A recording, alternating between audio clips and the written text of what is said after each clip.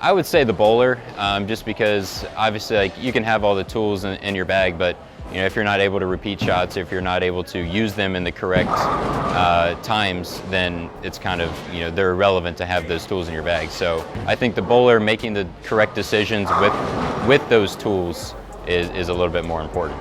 Back in the day, if you watch it in the 80s, in the early 90s, a lot of it's, who matched up, who had the best ball, the best ball reaction. You can take bowlers from any era and put them in balls, and they're probably still going to perform well.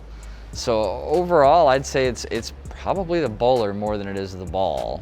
Regardless if you have the right ball in your hands or the right ball motion, you still have to throw a lot of good shots. I think every bowler needs the right equipment, and equipment makes a huge difference.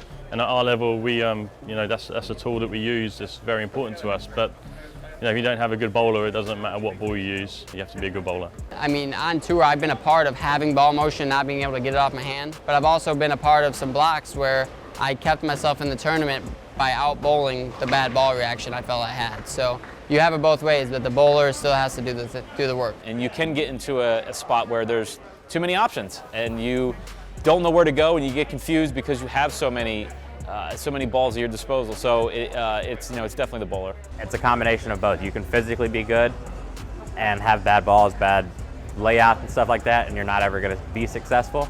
And you could be vice versa. You could be physically not that good with good bowling balls, good layouts, and see yourself compete at a higher level. It doesn't matter what ball company a player could have out here. I feel like if that player is good enough, they could be able to strike with anything. The reason why we've seen guys go from company to company and continue to win, and I use Sean as an example. Everybody always dogged on the brand, dogged on him. He won a bunch with the first brand, moved brands, and won more. So, if that isn't proof that it's not really the bowling balls, that it's the Indian, not the arrow. Think of another profession where, if someone uses their tools to do their job, it's kind of the same thing. We're all here to do our job, which is to bowl. You don't always have to have the magic ball to strike. It does help when you have ball motion, but I think that the bowler itself making the right choices allows the ball motion to become bigger. Somebody like Bill or Thomas that are just shot makers, it doesn't really matter where they're at on the lane. They're going to be able to hit what they're looking at, and it's going to be super consistent. I think then it makes the ball choice easier because they're always hitting the pocket. If you're not a great bowler and you can't make 7, 8, 9 good shots a game, I think over time, even if you do have the best ball reaction, it's not going to turn out with too many victories, because at the end of the day, I believe you've got to be a shot maker and you got to be able to repeat that shot. Some balls match up better than others, so you got to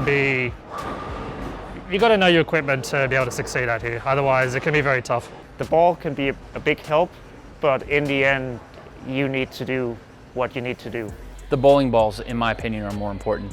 There's a saying, you can't out-bowl bad ball reaction. So there's a couple guys coming to mind, Chris Barnes, Norm Duke. They can actually do things when it's not supposed to be done, but that's about it.